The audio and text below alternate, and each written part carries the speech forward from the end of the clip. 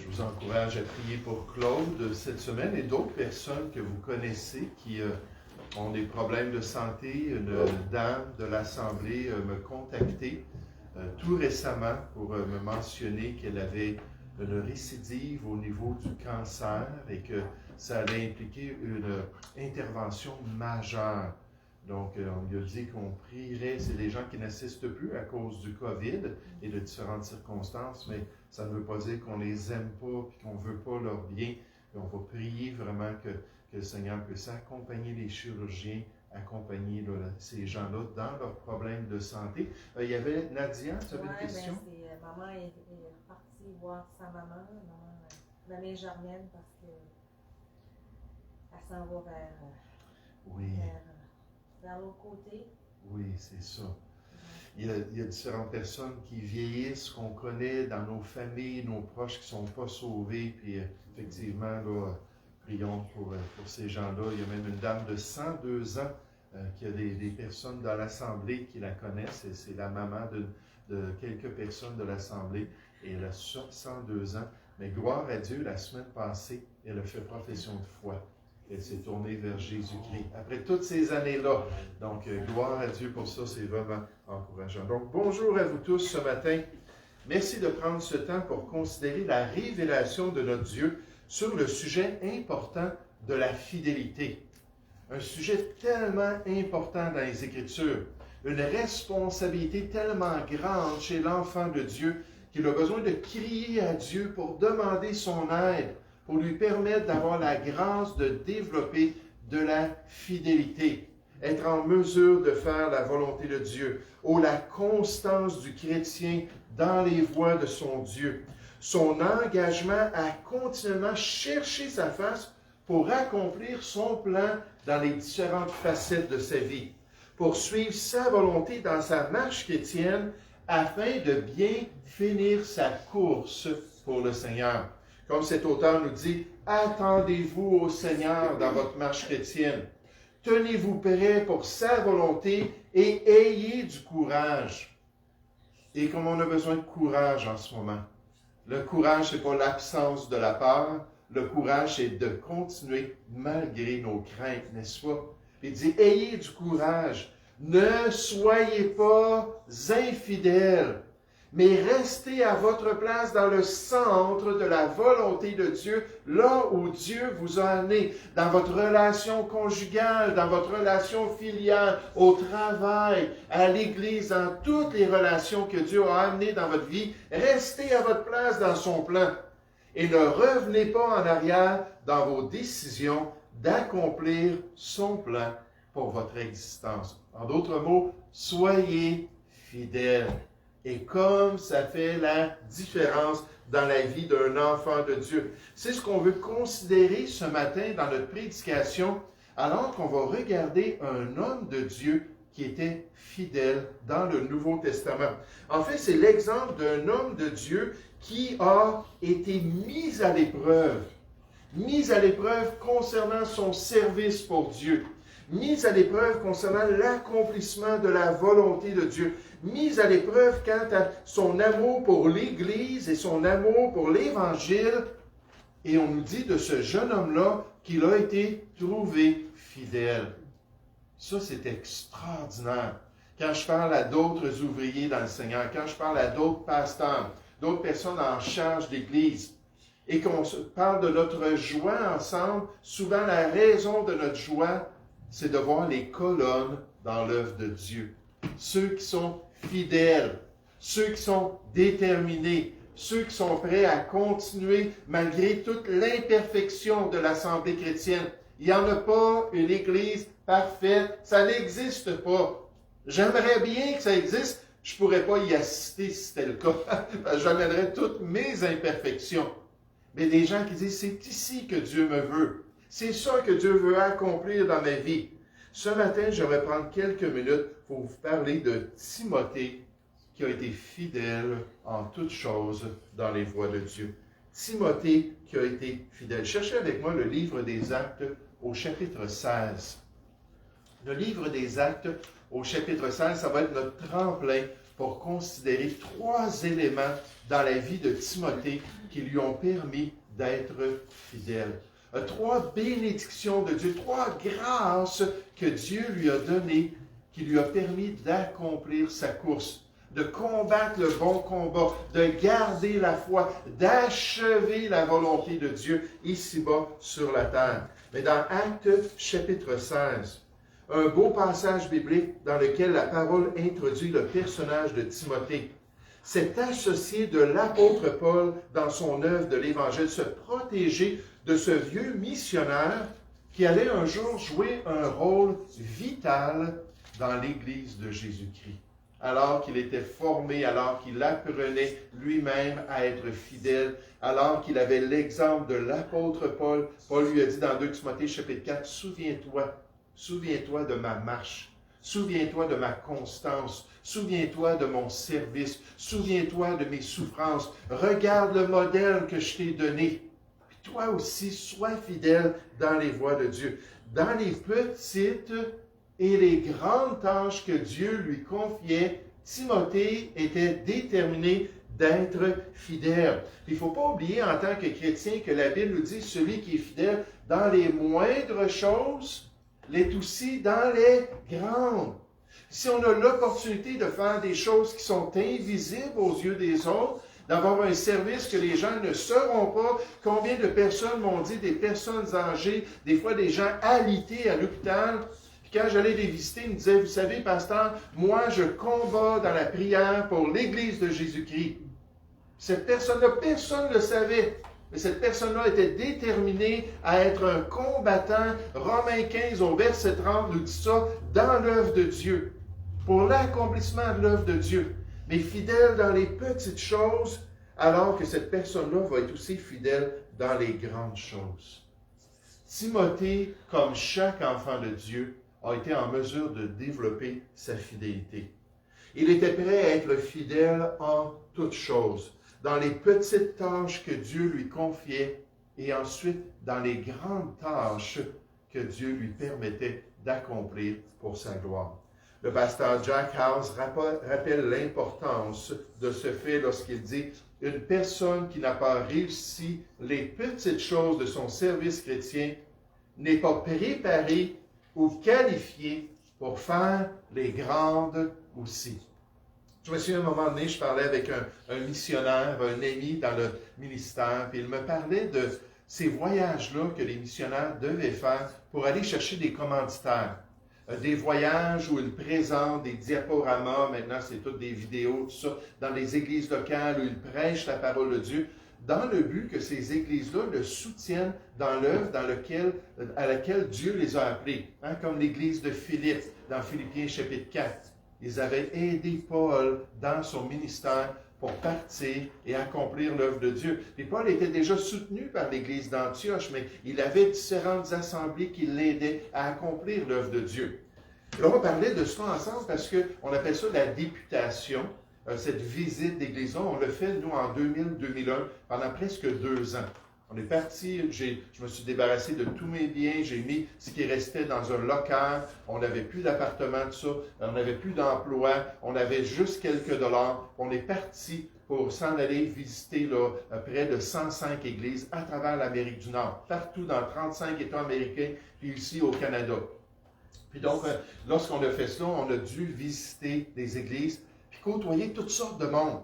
Toutes sortes de chrétiens, des gens qui nous recevaient à la maison, puis nous on avait 3 petits-enfants, puis des fois c'était des gens qui avaient de l'argent, tout ça, puis on disait, oh, on ne veut pas que nos enfants touchent au bibelot, on ne veut pas qu'ils brisent quoi que ce soit. Il y avait toutes sortes de défis pendant ces 2 ans-là. Ça a été toute une école pour nous. Mais lui, il m'a dit, moi là, ça m'a tellement irrité, certaines choses que les pasteurs me demandaient de faire. J'ai dit, ah oui? J'ai dit, qu'est-ce qui s'est passé? Et j'arrivais là-bas, on passait la semaine pour la conférence qui durait 1 semaine. J'arrivais là-bas, et pendant la journée, le pasteur venait cogner à notre petite chambre de prophète, comme on en a ici aussi. Il disait, hey, il dit, peux-tu aller laver les toilettes dans la chambre de bain là, en vue de la réunion de ce soir? Là, le missionnaire me disait, OK, oui, certainement. Il allait laver les toilettes. Il dit, combien de fois les pasteurs m'ont demandé de faire des choses ingrates, des choses vraiment, là, des fois dégueulasses. Puis là, il s'attendait à ce que je fasse cela. Et nous, en tant que société missionnaire, on nous avait avertis de cela. Malgré qu'on n'a pas d'expérience là, à ce point comme ça, les pasteurs ont été très respectueux. Ils disaient, sachez que si vous n'êtes pas prêt à laver les toilettes, que peut-être que vous ne serez pas fidèle à faire de plus grandes choses dans l'œuvre de Dieu. Il y avait des pasteurs qui testaient ces ouvriers-là pour voir s'ils avaient un cœur de serviteur. Hey, il a fallu presque se battre la semaine passée parce qu'il y avait trop de monde dans la cuisine après le repas pour laver la vaisselle, puis serrer les choses, bien sûr. Comme c'est merveilleux l'esprit de serviteur, d'être prêt à être un serviteur dans l'œuvre de Dieu. Je veux juste penser au diacre, je pensais à ça alors que je préparais le message, dans 1 Timothée chapitre 3. C'est quoi un diacre? Officiellement, c'est un serviteur qui est mis à part pour l'Église locale. Donc, il y a des choses concrètes. Ça peut être une personne en charge des autobus, ça peut être une personne en charge de la distribution, en charge du nettoyage du bâtiment. Il y a toutes sortes de tâches qu'un diacre peut accomplir. C'est frappant quand on nous parle des diacres, on nous dit de les mettre à l'épreuve et de leur donner des tâches pour les tester. Et s'ils sont fidèles, là, de leur confier l'imposition des mains et le plan de Dieu pour leur vie dans l'Église locale. Pourtant, ce sont seulement des diacres. Et gloire à Dieu pour les diacres. Je les aime tellement. Mais on voit que dans toutes ces choses-là, l'importance, c'est que la personne soit prête à être fidèle dans les petites choses, dans les grandes choses. Puis il ne faut pas jouer avec l'ordre des choses. Une adolescente dans une église sœur qui n'avait pas une bonne attitude envers les choses spirituelles. Elle n'avait pas le désir de connaître Dieu. Moi, je la côtoyais, je le savais, je la connaissais. Elle n'avait pas le désir de suivre les instructions de la parole de Dieu, loin de là. Que ce soit dans les petites choses comme passer du temps dans les Écritures, prendre du temps pour aider dans les activités de l'Église, changer ses habitudes pour vivre une vie sainte et consacrée à Dieu, d'après les instructions de la parole de Dieu. Il n'y avait rien du genre qu'elle faisait dans sa vie. En d'autres mots, soit elle avait fait profession de foi, soit qu'elle était une chrétienne, mais elle était une chrétienne vraiment refroidie, qui n'avait pas d'intérêt. Elle était pourtant très talentueuse au niveau de la musique. Puis le pasteur a voulu l'encourager dans sa marche chrétienne en lui confiant le rôle de la pianiste principale dans cette assemblée chrétienne. Il y avait plusieurs pianistes dans cette assemblée, puis il a placé cette adolescente-là dans ce rôle-là. Nécessairement, elle était enchantée par ce rôle très public dans l'Église de Jésus-Christ, mais n'ayant jamais développé de fidélité dans les voies de Dieu. Ça n'a pas été long qu'elle a abandonné le plan de Dieu. Elle a abandonné la volonté de Dieu. Je suis désolé, je pense que je viens de me faire abandonner par le projecteur. Si c'est le cas, c'est pas grave. On va quand même continuer et ça va être correct. Pourtant, c'est tout allumé. L'ordinateur ici, tout est correct. OK. Donc, désolé, on va devoir faire ça sans l'écran ce matin. Mais j'aimerais regarder quelques éléments avec vous. Quelques réalités dans la vie de Timothée. Et là, j'ai fait une grande introduction. Vous allez voir, le message ne sera pas tellement long. Mais regardez dans Actes chapitre 16 ce qu'on nous dit concernant Timothée. Au verset 1. Actes chapitre 16 au verset 1. On nous dit, il, en parlant de l'apôtre Paul, se rendit ensuite à Derbe et à Lystre. Et voici, il y avait là un disciple nommé Timothée, fils d'une femme juive fidèle et d'un père grec. Je suis vraiment désolé, j'ai tout fermé, puis ça marche encore plus fort que tout à l'heure. Mais donc, on dit concernant Timothée qu'il était fils d'une femme juive fidèle et d'un père grec, non juif. Les frères de Lystre et d'Icône, des chrétiens de la région, rendaient de lui, Timothée, un bon témoignage. Et la première chose que Timothée avait dans sa vie qui l'a aidé à être fidèle, c'est que Timothée avait un bon exemple à suivre. Il avait un bon exemple, en fait plus qu'un bon exemple, mais dans sa famille, Timothée avait un bon modèle à imiter. Gloire OK. à Dieu. Oui. Il avait un bon modèle à imiter. Il pouvait faire comme maman faisait dans les voies du Seigneur pour être fidèle lui-même envers Dieu. Et j'aimerais vous dire comme c'est merveilleux pour un chrétien d'avoir des membres de sa famille proche qui marchent avec Dieu, qui suivent la volonté de Dieu. Comme c'est un encouragement pour eux que leurs parents soient toujours engagés dans les voies du Seigneur. Comme c'est un soutien puissant de pouvoir servir ensemble, en famille, pour la gloire de notre Dieu. C'est ce qu'on a vu dans l'introduction de ce sujet-là un peu plus tôt. On a dit beaucoup de gens proclament leur bonté en parole et avec leur bouche, mais un homme fidèle, qui le trouvera? Et alors qu'on parle de la fidélité, on nous dit, le juste, c'est dans Proverbe 20 au verset 6 et 7, le juste marche dans son intégrité, il est fidèle, il garde un cœur pur, il fait ce qui est bien, pour nous dire, heureux ses enfants après lui. Heureux les enfants comme Timothée qui ont de bons modèles. Heureux ceux qui ont ce privilège. Je parlais avec quelqu'un cette semaine et dit, j'ai eu le privilège d'être élevé dans une famille chrétienne, malgré qu'il n'a connu le Seigneur que juste dans l'âge adulte, à l'âge adulte. Mais il a eu ce privilège-là d'avoir de bons parents qui marchaient dans les voies de Dieu. Et si nous sommes un parent, et si nous sommes un grand-parent, quel impact puissant on peut avoir, quel privilège on a d'avoir cette influence-là sur notre famille, qu'ils puissent voir notre fidélité, qu'ils puissent voir notre persévérance. C'est au point que le Nouveau Testament affirme que de tels parents, pour leurs enfants, grâce à eux, que leurs enfants sont sanctifiés à cause de leur présence dans leur vie, à cause de croyants fidèles qui viennent les influencer. Et c'est exactement ce qui s'est produit avec Timothée, non seulement au niveau de sa mère, mais aussi au niveau de sa grand-mère. Toute une influence qu'il a eue dans sa vie.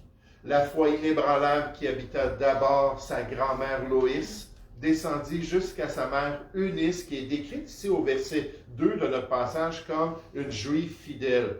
Et de là, elle passa à ce jeune homme qui, dès son enfance, connaissait les Saintes Écritures. Ses dons et sa vocation au ministère de Christ avaient déjà été attestés.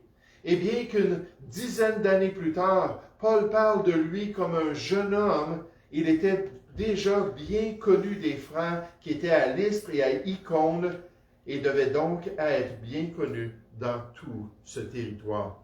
Pourquoi? Parce qu'il avait servi le Seigneur, parce qu'il avait cherché à accomplir la volonté de Dieu. Oh, je trouve ça tellement intéressant qu'on s'en vient dans cette période-là de l'année où on va célébrer la fête des mères et on va célébrer le mois suivant la fête des pères. Quel impact de bons parents ont sur leurs enfants. Et moi, je me réjouis de cela. Je n'ai pas eu ce privilège-là, loin de là. Mais je me réjouis de tous les parents qui prennent à cœur d'être fidèles et de démontrer cet exemple-là à leurs enfants. Quelle grâce qu'ils donnent à leurs enfants et quel encouragement pour leur propre choix dans les voies du Seigneur.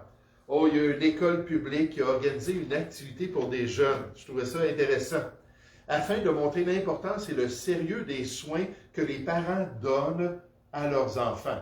Et là, juste en parlant des parents au niveau, on pourrait dire, mondain, au niveau des soins là, physiques et des soins là, familiaux.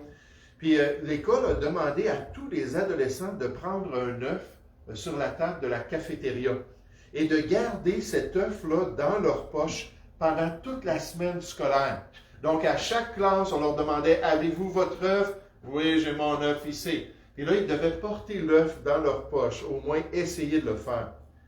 Puis à la fin de la semaine, on a fait un genre de rencontre. On leur a dit, la grande leçon qu'on voulait que vous puissiez comprendre, c'est l'importance de vos parents dans votre vie.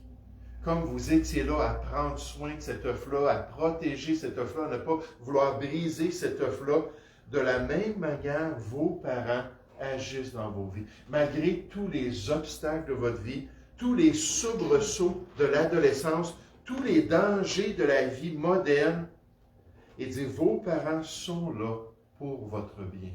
Puis on vous encourage maintenant, en ce vendredi, à la fin des classes, à retourner à la maison, puis à présenter l'œuf à vos parents, puis à dire « Merci, papa.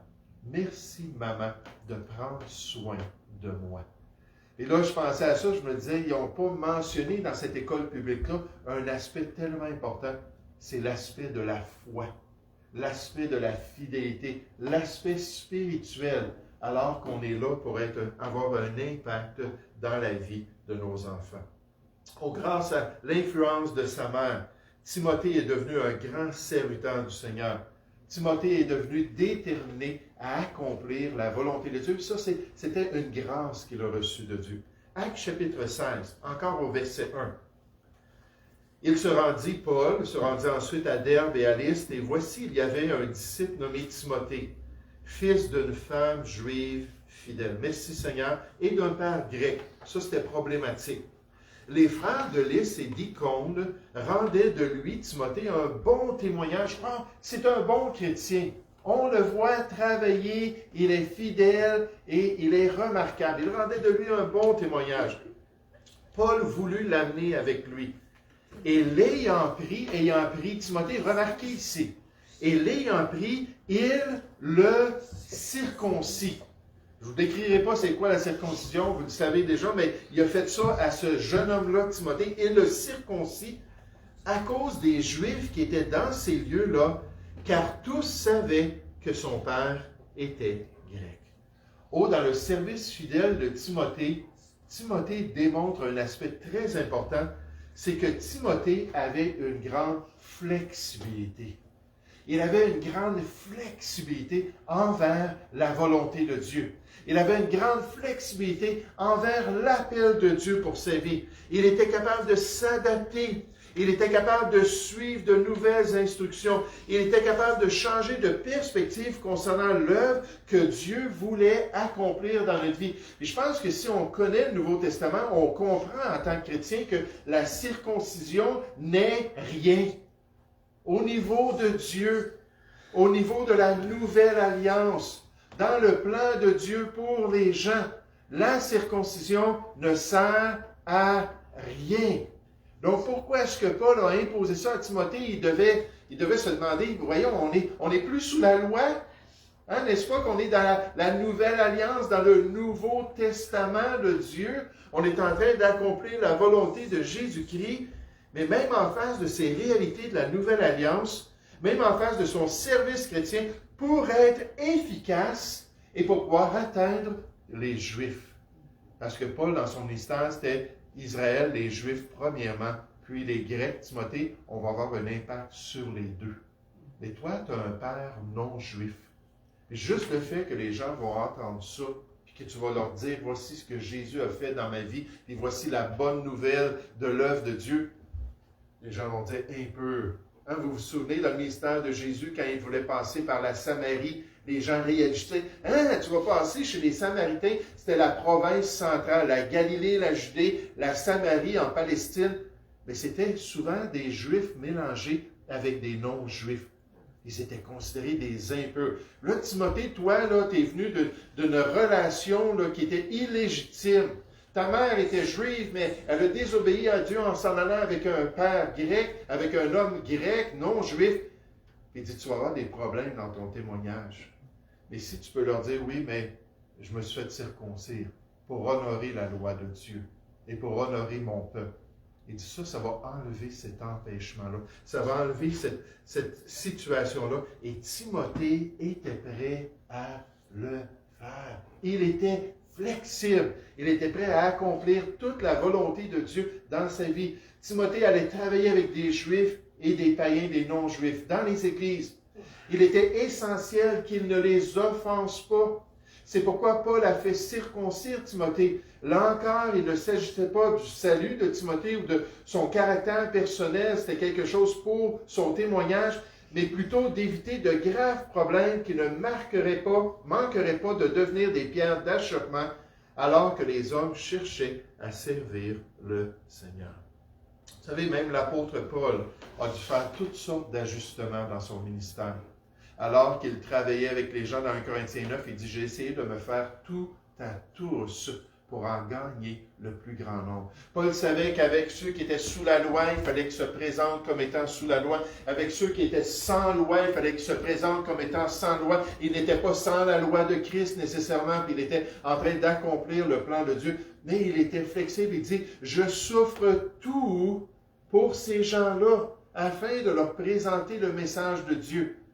Et il a dû s'adapter même à la fin de son ministère. Tournez avec moi dans Actes chapitre 21. J'aimerais juste qu'on puisse voir l'apôtre Paul comme cet exemple-là encore pour Timothée. Cet exemple de flexibilité.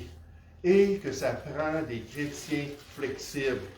Et que ça prend des enfants de Dieu qui sont capables de s'adapter. Qui ne sont pas stickés. Hein? Moi, c'est ça que je fais. C'est ça que je fais. C'est comme ça que je fais. Puis je ne changerai jamais. Je ne veux pas me moquer de ça parce que ça parle pas mal de fidélité de penser comme ça. Mais dans notre fidélité, Dieu nous dit non, sois prêt à faire des changements, sois prêt à t'adapter selon mon plan et selon mon appel. Actes chapitre 21, l'apôtre Paul, juste avant son arrestation, au verset 17, on nous dit, lorsque nous arrivâmes à Jérusalem, sa dernière visite à Jérusalem, les frères nous reçurent avec joie l'Église de Dieu. Le lendemain, Paul se rendit avec nous chez Jacques et tous les anciens se réunirent. Après les avoir salués, il raconta en détail ce que Dieu avait fait au milieu des païens par son ministère. Gloire à Dieu, Dieu avait sauvé plein d'âmes. Quand ils l'eurent entendu, ils glorifièrent Dieu. Merci Seigneur. Puis il dit, tu vois frère, combien de milliers de Juifs ont cru ici. Ils étaient rendus des milliers dans l'assemblée et tous sont zélés pour la loi.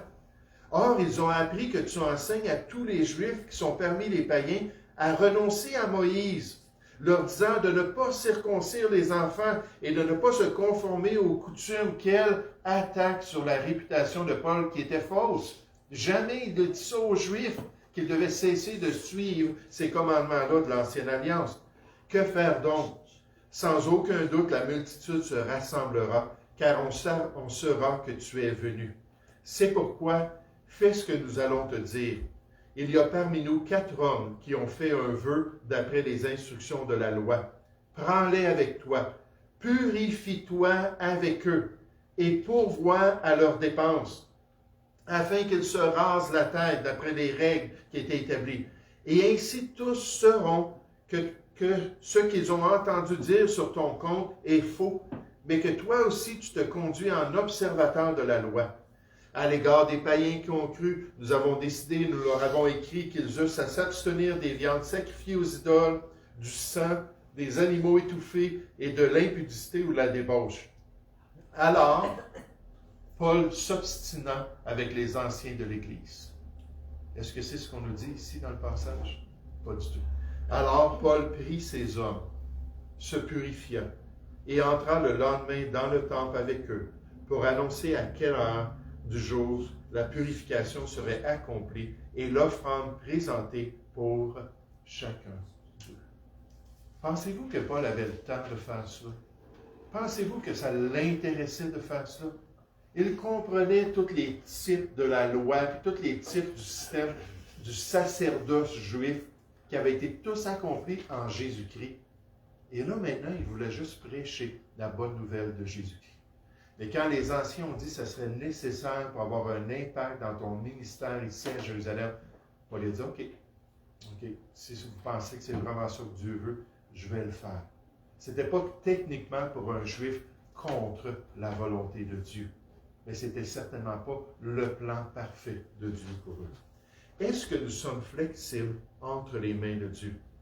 Est-ce que nous avons cette capacité de nous adapter aux changements dans notre vie?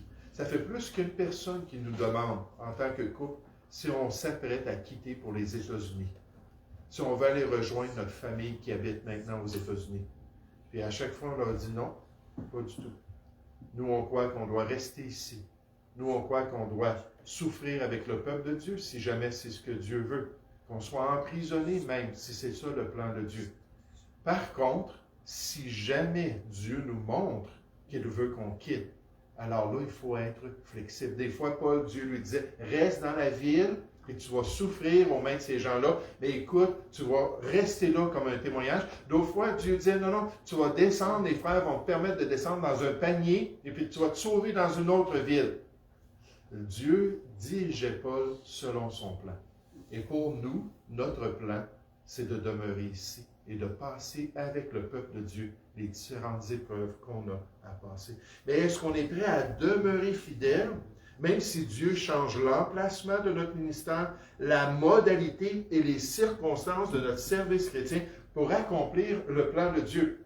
Je pensais au missionnaire Éric Liddell, qui avait gagné une médaille d'or aux Olympiques de Paris en 1924. Dieu l'avait guidé à être un coureur.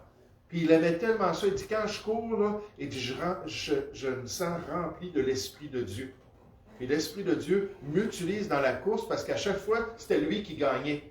Même aux Olympiques. Puis il n'a même pas couru dans sa bonne discipline parce qu'on voulait qu'il court le dimanche. Il dit, moi, le dimanche, c'est le jour du Seigneur et je ne courrai pas le jour du Seigneur.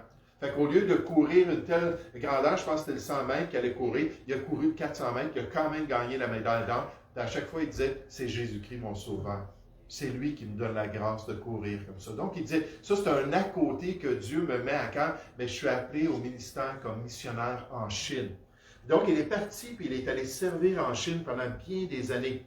Lorsque les Japonais ont envahi la Chine pendant la Deuxième Guerre mondiale, Éric Liddell a été arrêté avec bien d'autres missionnaires anglais. Il a été jeté dans un camp de concentration japonais, où il est décédé en 1945, juste avant la fin de la Deuxième Guerre mondiale. Mais durant ce temps d'incarcération, puis priez beaucoup pour François Amalega, pendant qu'il est en prison, qu'il soit tout un témoignage pour Jésus-Christ. Durant ce temps d'incarcération, Éric gagna plusieurs âmes au Seigneur parmi les prisonniers. Il devint un ami intime de plusieurs soldats japonais qui, plus tard, certains d'entre eux ont été sauvés. Et il fut connu comme le chrétien joyeux du camp. Quand on le voyait, ah, le chrétien joyeux! Parce que c'était incroyable. Il était toujours pris avec la maladie, des infections, les conditions étaient insolubles, les conditions étaient sales, il y avait des épidémies dans le camp, tout ça, mais il y avait de la joie. Alors qu'Éric avait appris à accepter la volonté de Dieu, et tous ces changements-là et ces rebondissements que Dieu avait amenés dans sa vie, jusque sur son lit de mort, il était toujours prêt à louer le Seigneur pour la part que Dieu lui avait donnée dans son œuvre. Quel homme extraordinaire, comme Timothée, quel serviteur fidèle, flexible et prêt à tout pour accomplir la volonté de Dieu. Regardez en terminant Actes chapitre 16, à nouveau. Actes chapitre 16, au verset 1. Actes chapitre 16, verset 1, il se rendit ensuite à Derbe et à Lystre, et voici, il y avait là un disciple nommé Timothée, fils d'une femme juive fidèle, gloire à Dieu, merci pour ce modèle, et d'un père grec. Les frères de Lys et d'Icône rendaient de lui un bon témoignage, ça a été efficace. Paul voulut l'amener avec lui, et l'ayant pris, il le circoncit. Timothée dit, OK, pas de problème, douloureux, mais c'est le plan de Dieu. À cause des Juifs qui étaient dans ces lieux, car tous savaient que son père était grec. Verset 4. En passant dans les villes, il, au pluriel, Paul, Timothée et les autres ouvriers, ils recommandaient aux frères d'observer les décisions des apôtres et des anciens de Jérusalem, le grand concile dans Acte 15, concernant ce que les non-juifs doivent être sous la loi. Et là, remarquez l'effet de leur ministère. Verset 5. Les églises se fortifiaient dans la foi et augmentaient en nombre de jour en jour. En tant que serviteur, Timothée est rapidement devenu une grande bénédiction. Une grande bénédiction dans l'œuvre de Dieu. Une grande bénédiction dans l'Église de Jésus-Christ. Il faisait partie de la solution dans l'œuvre du Seigneur. Vous savez, on souhaite qu'on fait partie de la solution ou on va faire partie du problème. C'est un ou l'autre. Puis là, Timothée, on voit qu'il faisait partie de la solution dans l'Église de Jésus-Christ. Il faisait partie des bons gars. dans l'Église de Dieu, de ceux qui servaient sincèrement le Seigneur. On nous dit concernant Timothée qu'il faisait partie des bons ministres, des bons serviteurs de Jésus-Christ dans l'accomplissement de la grande mission de Dieu. Alors qu'il avait toujours, à travers sa course chrétienne, le désir de faire ce qui est bien, même quand c'était plus populaire parmi les chrétiens. Vous dites, hein?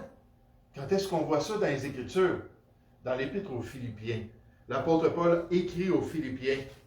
Il leur dit, j'espère dans le Seigneur Jésus vous envoyer bientôt. Timothée, moi je suis en prison, je ne peux pas y aller. Timothée est avec moi. Écoutez, vous avez besoin d'être fortifié, vous avez besoin d'être encouragé. Je vais vous envoyer Timothée pour le faire. Puis il dit, car je n'ai personne ici, les autres personnes, les autres chrétiens, je partage ce que j'ai comme désir pour l'Église de Philippe, les chrétiens que j'ai amenés au Seigneur, Lydie qui a été sauvée, le joaillier qui a été sauvé, l'Église qui s'est développée dans mon évangélisation. Et j'aimerais tellement ça l'encourager, j'aimerais tellement ça la fortifier. Je partage ça avec les autres chrétiens. Il n'y a personne qui est comme moi. Il n'y a personne qui a ce désir-là. Je n'ai personne ici qui partage mes sentiments pour prendre sincèrement à cœur votre situation, sauf Timothée. Et lui, je peux vous l'envoyer. Lui, il va être une grande bénédiction. Lui, il va vous encourager. Puis Paul continue à décrire cette situation. C'est tellement triste. Il dit, tous, en effet, dans les chrétiens qui me côtoient ici, cherchent leur propre intérêt et non ceux de Jésus. Vous savez, on a parlé un petit peu de fidélité à l'Assemblée. Comment est-ce qu'on peut voir ça si quelqu'un a appris à prioriser les choses? C'est que cette personne-là, à moins de circonstances, à moins d'empêchements, cette personne-là va venir parce qu'elle veut être une bénédiction. Mon pasteur disait, marchez avec Dieu, vous allez être des canaux de bénédiction. Tous les dons spirituels que chacun de nous on a reçus, 1 Corinthiens 12, verset 4, verset 7, ça dit à chacun de nous, Dieu nous a équipés pour le service, pour aider les gens. Dans 1 Pierre 4, 10, ça dit mettez au service des autres les dons que vous avez reçus de Dieu, l'investissement spirituel pour s'exhorter, s'encourager, veiller les uns sur les autres et se bénir les uns les autres. Il dit comment est-ce qu'on voit ça? Il dit moi je pense que la personne qui est présente, c'est une personne qui a ça à cœur. Dans Proverbe 18, au verset 1, ça dit que celui qui se tient à l'écart de l'œuvre de Dieu cherche ce qui lui plaît. Et malheureusement, des fois, c'est parce que, comme ces chrétiens-là, on cherche notre propre intérêt. Et donc, Paul voit ça, et il dit, écoutez, il dit, j'ai quelqu'un parmi moi, parmi mon groupe, un bon chrétien, un bon ouvrier, qui lui va venir et qu'il est prêt à être une bénédiction. Qu'est-ce que Dieu est en train de nous dire ce matin? Est-ce qu'on fait partie de la solution? Est-ce qu'on fait partie de sa bénédiction? Est-ce qu'on veut être là pour être un encouragement pour les autres et pour leur permettre d'accomplir la volonté de Dieu? Un autre ouvrier que j'aime bien dans le Nouveau Testament et dont on parle positivement concernant son influence sur l'Église de Jésus-Christ, c'est Apollos. On le voit dans Actes chapitre 18. Juste rapidement, puis ici et là, dans d'autres passages, mais on nous dit que lorsqu'il est allé à Corinthe, que Apollos s'est rendu par la grâce de Dieu très utile à ceux qui avaient cru. Il a été une grande bénédiction, il a été un encouragement. Il a pu permettre la progression de l'œuvre de Dieu. Aux trois choses qui ont aidé Timothée. Quelle grâce il a reçue d'avoir de bons exemples. Vous savez, moi, je prie que le Seigneur fasse de ma vie un bon exemple. Un exemple imparfait, mais un exemple qui va quand même encourager les gens. Dans Acte 13, je reviens, j'étais dans Acte tantôt, dans Hébreux 13 au verset 7, on nous dit de considérer la vie des ouvriers qu'on a eus dans notre ministère chrétien et d'imiter leur foi. Que les gens puissent regarder, qu'ils puissent considérer. 1 Timothée 4,12, Paul le dit, que les gens te regardent, Timothée, sois un modèle pour les fidèles, en parole, en foi, en amour, dans tous ces aspects-là, sois un modèle. Et je demande au Seigneur que le Seigneur m'aide à être un encouragement. Puis si vous me connaissez moindrement, ceux que ça fait quelques années, vous savez que je suis très imparfait. mais au moins si je peux vous aider à aller de l'avant. Des fois, on a des gens, ils sont ici juste quelques temps, finalement, non, j'aime pas la musique, ou j'aime pas le message qui est prêché, ou j'aime pas l'atmosphère, puis ils vont aller ailleurs. Gloire à Dieu. S'ils peuvent servir ailleurs, moi je dis merci Seigneur.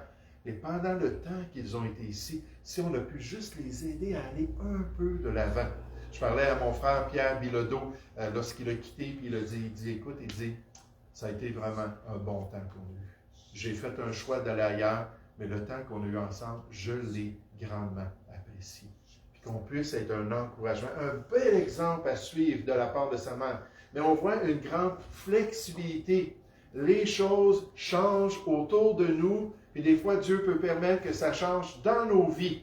Est-ce qu'on est prêt à connaître la volonté de Dieu? Et est-ce qu'on est prêt à être flexible entre les mains de Dieu? Puis de devenir, peu importe, de devenir une grande bénédiction pour l'accomplissement du plan de Dieu. Nous allons prier ensemble. Ô Père Céleste, je veux te louer, je veux te remercier pour ce privilège de te connaître, ce privilège de pouvoir accomplir ta volonté. Merci pour l'exemple de Timothée. Et merci pour ce beau thème que tu m'as mis à cœur, ce thème de la fidélité. Ô Père Céleste, qu'est-ce qui arriverait si tous les chrétiens agissaient comme moi? Quelle belle question que mon pasteur nous posait régulièrement.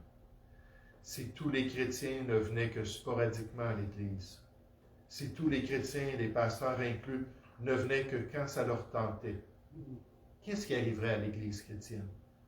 Mais Père, tu nous dis, un homme fidèle. Merci que toi, tu es fidèle. Merci que lorsque nous sommes infidèles, tu demeures fidèle. Et merci que ta grâce agit en nous pour développer la fidélité dans toutes les responsabilités de notre vie. Alors, Père Céleste, aide-nous à nous tourner vers toi. Aide-nous à te demander sincèrement que tu puisses nous rendre fidèles en toutes choses. Guide alors qu'on chante ce dernier cantique, que ta volonté soit faite. Au nom de Jésus. Amen. Je vais demander à Robert. Je vais vous inviter à vous lever alors qu'on termine ce matin le numéro